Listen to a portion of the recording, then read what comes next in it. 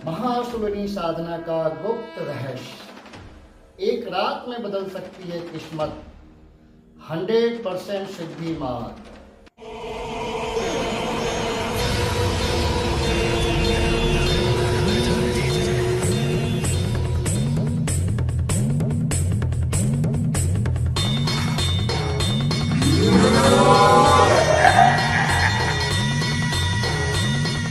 नमस्कार साधकों, जय मां आद्यशक्ति।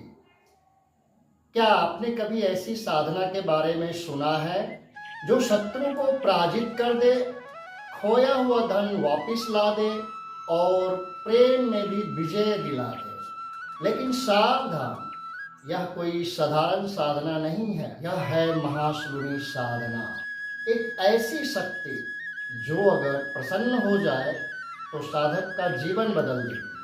तंत्र शास्त्र में कई गुप्त साधनाएं बताई गई है, लेकिन महाशूलिनी साधना को अत्यंत शक्तिशाली और रहस्यमयी माना गया है। कहा जाता है कि जो साधक इसे विधि से करता है उसे 9 प्रकार के चमत्कारी लाभ प्राप्त होते हैं, लेकिन अगर इसमें थोड़ी भी गलती हो जाए तो परिणाम उल्टा भी हो सकता है। इसलिए इस वीडियो को अंत तक जरूर देखें।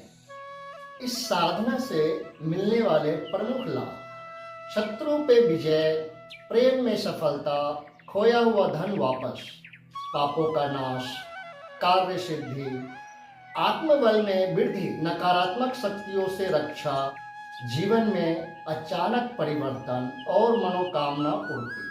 यही कारण है कि इसे महाशक्ति का साधना कहा जाता है। अब बात करते हैं इसकी सबसे महत्वपूर्ण चीज, इस साधना की तैयारी की। इस साधना को हमेशा एकांत कमरे में करना चाहिए। सबसे पहले उस कमरे को अच्छी तरह से धो लें, फिर गाय की गोबर से उस स्थान को पवित्र करें।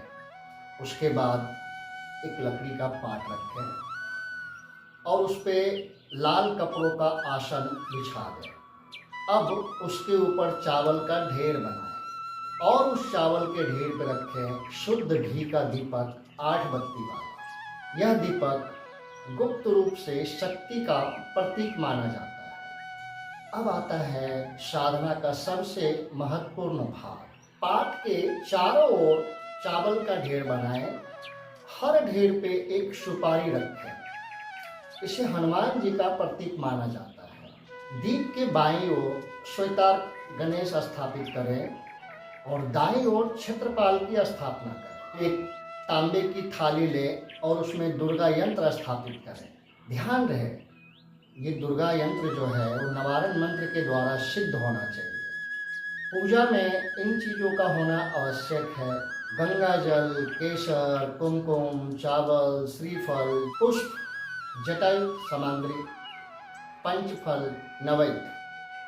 अब आप जो चावल के ढेर पे 8 बाती वाला जोत स्थापित किया था, उस जोत को प्रज्वलित करें और इन सभी चीज़ों से विधि पूर्वक पूजन करें। अब आता है सबसे महत्वपूर्ण भाग, महाशूलिनी का मंत्र,